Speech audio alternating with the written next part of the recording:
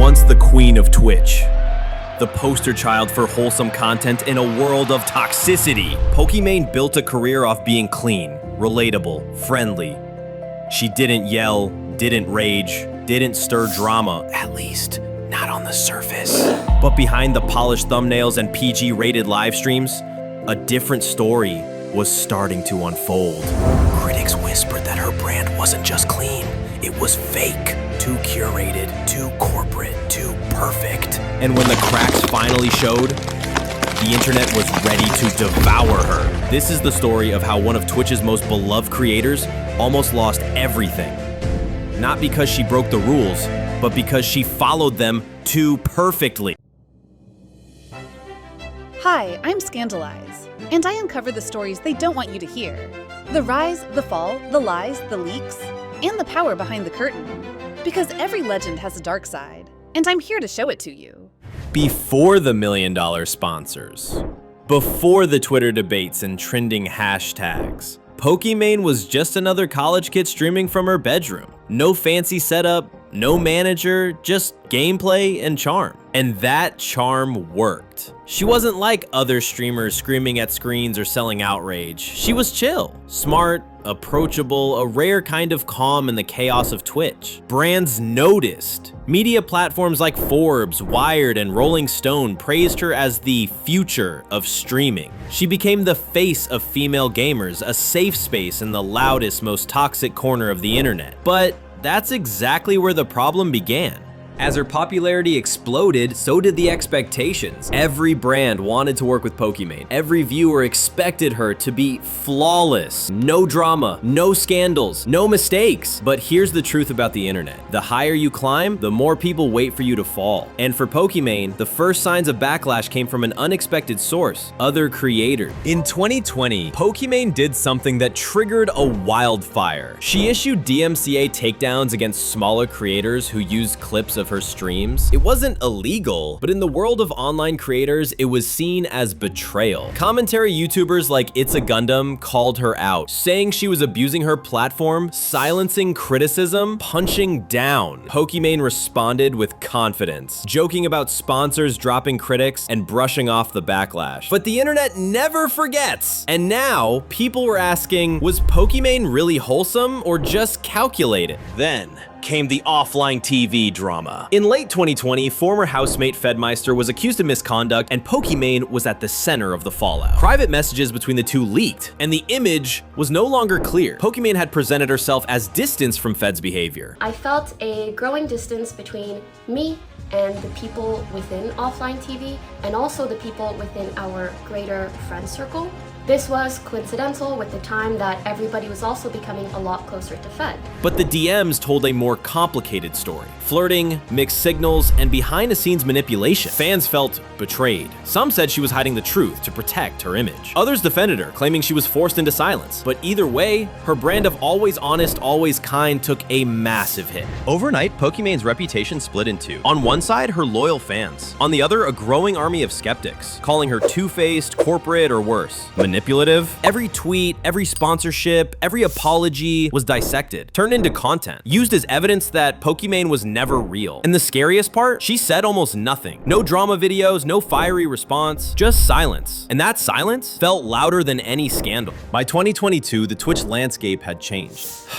Toxicity, burnout, male-dominated spaces. Pokimane took a step back. Then, she did something unexpected. She started talking about quitting. Not for a week, not as a break, for good. She said she didn't want to be a streamer forever, that she wanted to build something real, like her company RTS, aimed at fixing the broken world of online creators. But was it growth? Or was she escaping a brand she could no longer control? In a rare moment of vulnerability, Pokimane admitted the truth, that being perfect had become a prison, that she was afraid of saying the wrong thing, of being canceled for simply being human. She had built a castle, but the walls kept her trapped. The clean brand that once made her a star was now the reason she couldn't evolve. Because if she changed, if she showed a darker side, the internet would say she lied, she was fake, she tricked us. Today, Pokimane is still around, still posting, still streaming, still smiling, but it's not the same. She's no longer the queen of Twitch, no longer the blueprint. New faces, new voices, new scandals. And yet, her story is a warning about perfection, about internet fame, about what happens when your brand is too good to be real. If a male streamer makes a mistake, he's edgy. If a female streamer makes the same mistake, she's fake.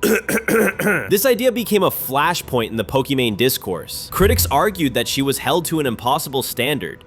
Always expected to be the wholesome, unproblematic face of Twitch. But being labeled clean didn't just elevate her, it cornered her. While some male creators gained clout for controversy, Pokimane's slightest slip was treated as hypocrisy. To address recent comments and criticisms that I've received, I know this video is long overdue, and I planned a vacation for around this time, but I honestly should not have taken any time off prior to acknowledging or addressing or apologizing for these things. Not only that, but I should have properly apologized when the incidents actually occurred. It shouldn't have taken me this long to come to a proper understanding of how to handle these situations and how to apologize for that. But I hope that I can do that today. It raised a deeper question. Were people genuinely upset by her actions or by the fact that she refused to fit their fantasy? Behind every influencer is a team, and in Pokimane's case, that team was OfflineTV. But when former collaborator Fedmeister was accused of inappropriate behavior, and Pokimane became a vocal part of the fallout, the internet split in two. Some praised her for taking a stand. Others accused her of using the situation to solidify her brand. The drama exposed deeper fractures. It wasn't just about Fed. It was about power, image, and the silent wars inside influencer houses. And Pokimane's image?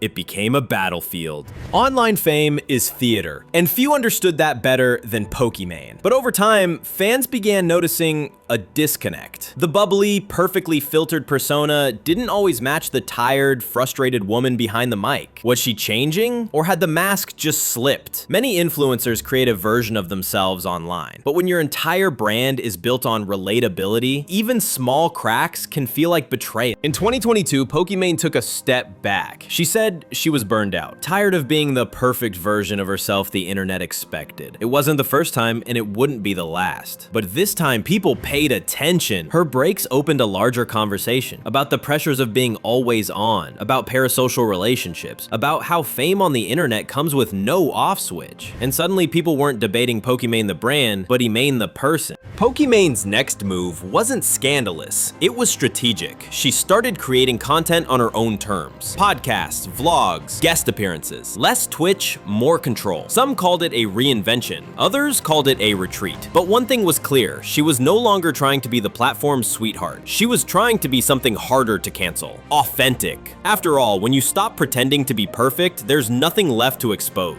Équipe mélangeant. Quoi? Qu'est-ce qui se vient? Quoi?